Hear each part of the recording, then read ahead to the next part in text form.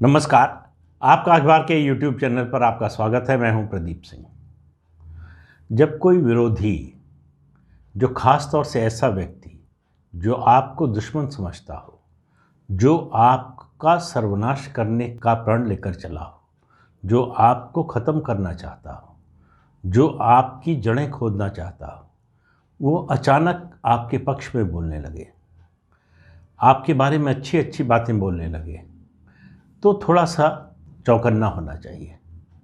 गोस्वामी तुलसीदास जी ने कहा है, नवनि नीच के अति दुखदाई, कि नीच व्यक्तियों की विनम्रता जो है बड़ा दुख देती है। अब मैं किसी को जो है नीच व्यक्ति नहीं कह रहा हूँ, ये एक प्रतीक की बात कर रहा हूँ मैं, और इसमें कोई शाब्दिक अर्थ इसका न लिया जाए।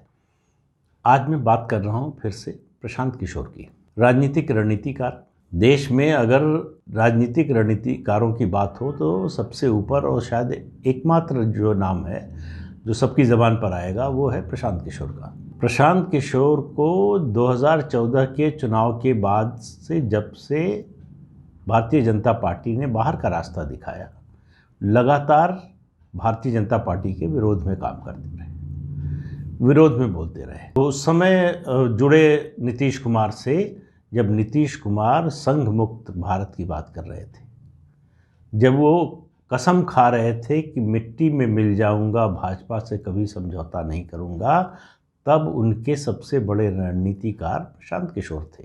तब उनको बता रहे थे कि भाजपा को कैसे ख़त्म करना है।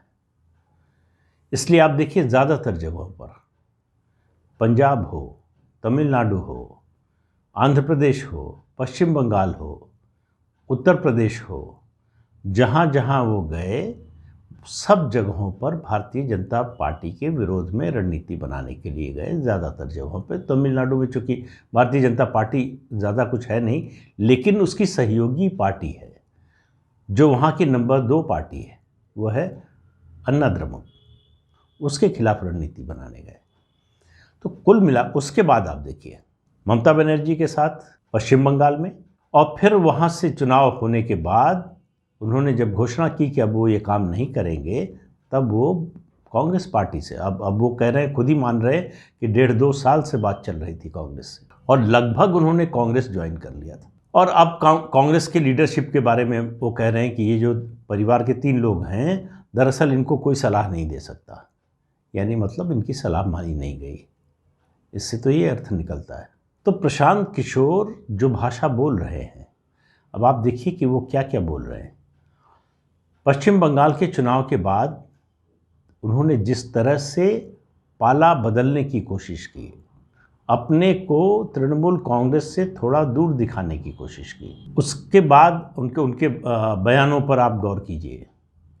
उन्होंने प्रधानमंत्री नरेंद्र मोदी के नेतृत्व की तारीफ की, भारतीय जनता पार्टी के लिए कहा कि ये जो है, उसके बाद कहा कि ये ऐसा नहीं है कि बहुत जल्दी में बीजेपी हटने वाली है, अभी 20-25 साल बीजेपी कहीं नहीं जा रही है। फिर अभी एक अंग्रेज़ी चैनल को इंटरव्यू में, उनकी पत्रिका भी है इंडिया टुडे, उससे उन्होंने जो कहा, उन्होंने कहा जिस तरह का एक्सपीरियंस मिक्स जो है वो नरेंद्र मोदी के पास है, वैसा देश में कोई नेता नहीं है।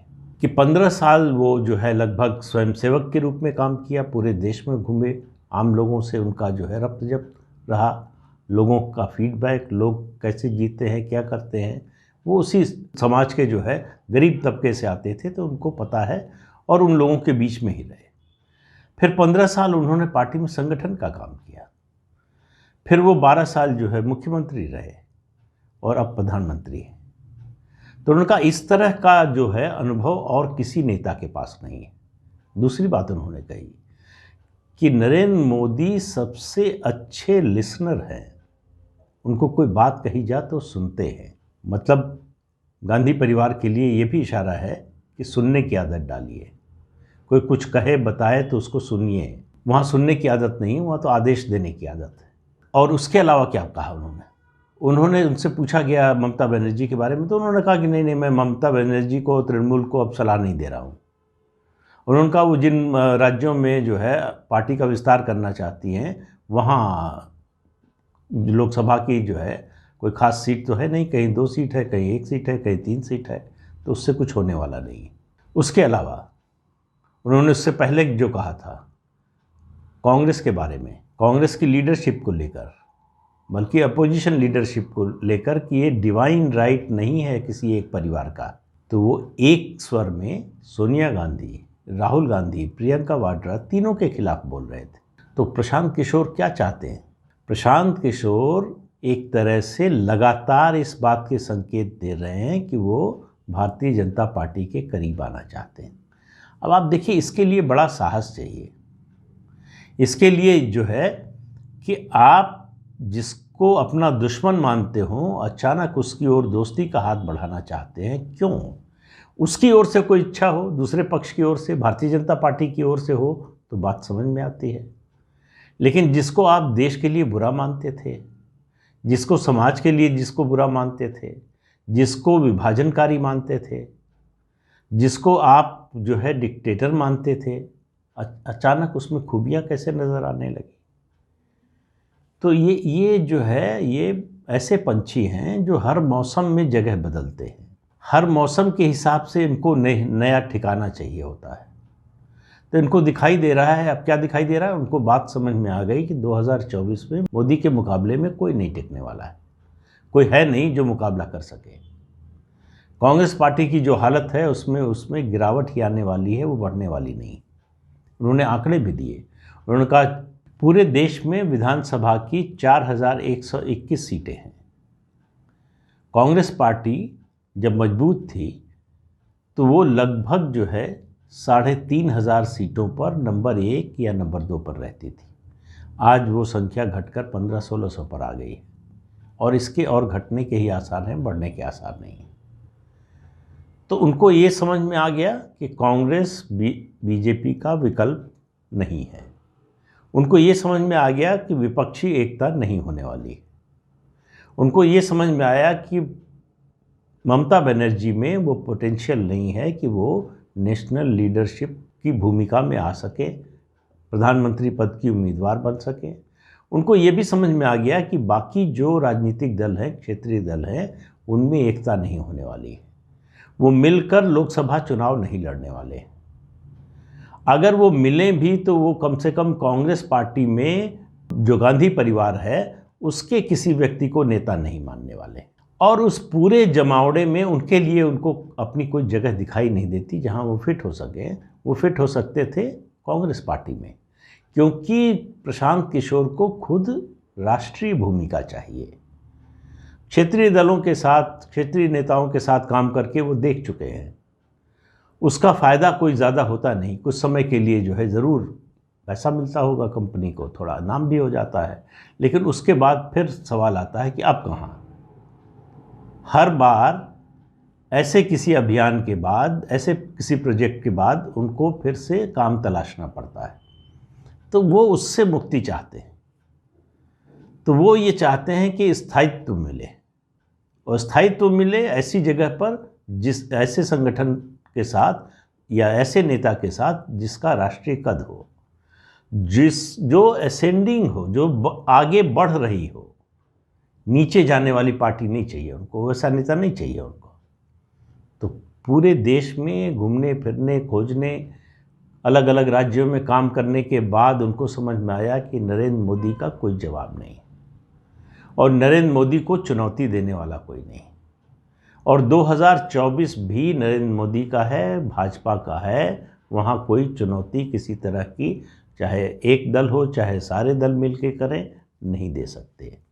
किसी दल के पास या दलों के समूह के पास कोई नेशनल एजेंडा नहीं है, कोई राष्ट्रीय विमर्श नहीं है उनके पास, वैकल्पिक विमर्श, जो भारतीय जनता पार्टी के बरक्स खड़ा करके कह सकें कि भाई अगर हमको वोट देंगे तो हम ये करने वाले हैं। वहाँ किसी के पास कोई आइडियोलॉजी नहीं है, और आइडियोलॉजी नाम की चिड़िया से जो है राहुल गांधी का कोई दूर दूर तक वास्ता नहीं है। जिस तरह से वो हिंदुत्व, हिंदू धर्म और सनातन धर्म के बारे में बोल रहे हैं, वो रोज़ अपने को एक्सपोज करते हैं। तो वो उनके बारे में जो है उनकी पार्टी की लोगों की उम्मीद ख़त्म हो गई। तो कोई बाहर वाला क्यों उनको नेता मानेगा? तो इसलिए जो है प्रशांत किशोर को ज़मीन पर काम करके अलग अलग पार्टियों, अलग अलग राज्यों में ये समझ में आ गया कि बीजेपी इस समय अजेय है। और मैं जब अजेय कह रहा हूँ तो मैं सारे राज्यों की बात नहीं कर रहा हूँ, मैं केंद्रीय स्तर पर, राष्ट्रीय स्तर पर बात कर रहा हूँ। बड़ा जो है, जो कहते हैं ना कि आप युद्ध जीतने के लिए छोटी छोटी लड़ाइयाँ हार जाते हैं, तो उसी तरह से बीजेपी के साथ होगा।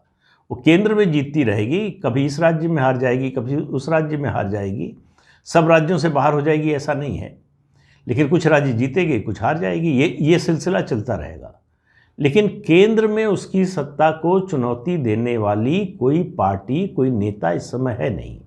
नरेंद्र मोदी के कद के आसपास भी ठहर सके, खड़ा हो सके, ऐसा कोई नेता नहीं है किसी पार्टी में। और कोई ऐसे नेता की संभावना हो, उभरता हुआ दिख रहा हो, ये भी नहीं दिख रहा है। तो आने वाले दिनों में भारतीय जनता पार्टी की कम से कम राष्ट्रीय राजनीति की दृष्टि से उसकी ताकत और बढ़ने वाली है।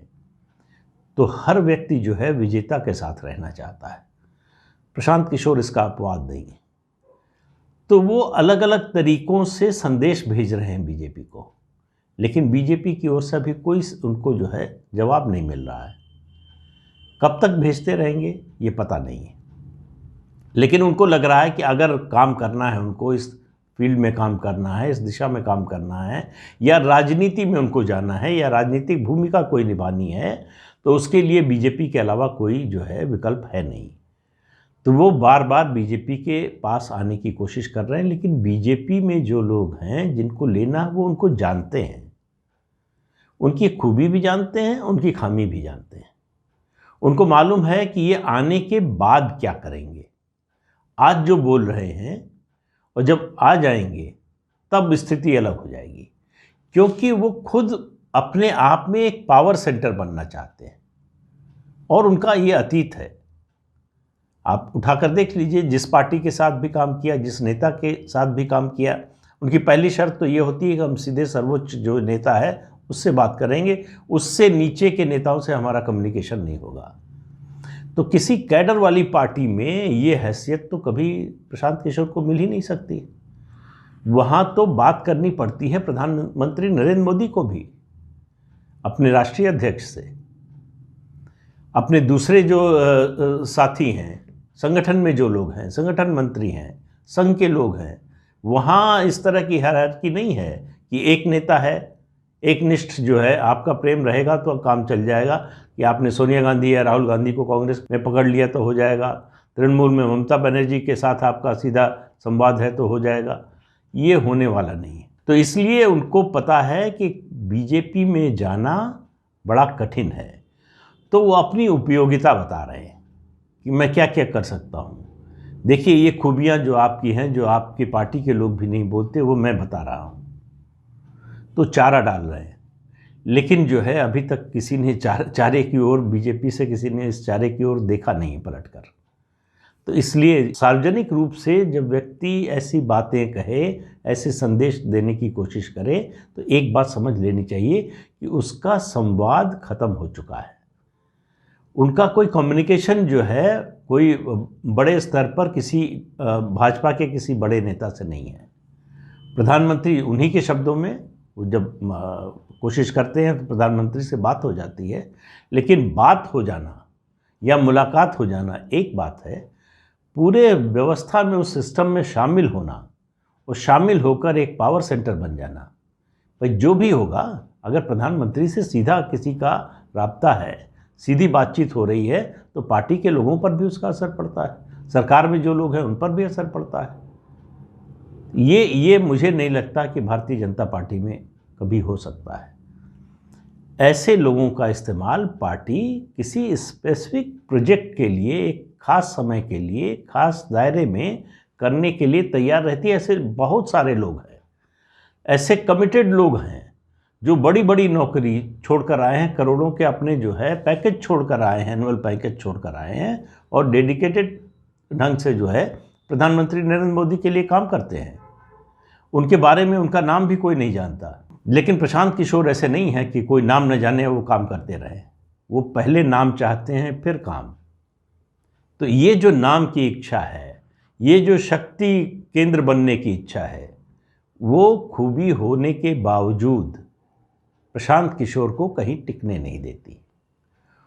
और उनकी कोशिश पता नहीं मुझे कि कामयाब होगी कि नहीं, लेकिन मैं जितना इस बीच में समझ सका हूँ, मुझे नहीं लगता कि भारतीय जनता पार्टी में उनको कोई अहम जिम्मेदारी या फिर से उस तरह का जुड़ाव उनका हो सकता है जैसा ममता बनर्जी के साथ था या कांग्रेस के साथ था या जगन रेड्डी की बात कर लें या स्टालिन की बात कर लें, उस तरह का तो नहीं होने वाला है। लेकिन राजनीति में आप कहते हैं कि जो है कुछ स्थायी नहीं होता, दुश्मन दोस्त बन जाते हैं, दोस्त दुश्मन बन जाते हैं, ये सब कुछ होता है।